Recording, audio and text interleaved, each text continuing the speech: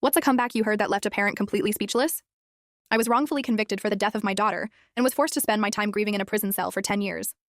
When I was released, I had nowhere to go, so I decided to set up camp right beside my daughter's gravestone. It was in a rundown part of town, so no one really cared. I kept sleeping there for weeks and even considered going back to prison. But back then, spending time with her was my only source of joy. Well, that and cigarettes. And to understand the next part of the story, you have to know, I was still getting used to socializing and joking around with non-inmates.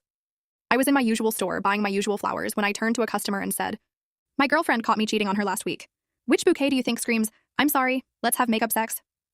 The customer almost spit out his drink laughing, and I was pretty much satisfied with my daily intake of dark humor. But then, a lady with kids turned around and started picking a fight with me. She called me a follower for not being able to say no to another woman. As soon as she opened her mouth, I had already decided to ignore her.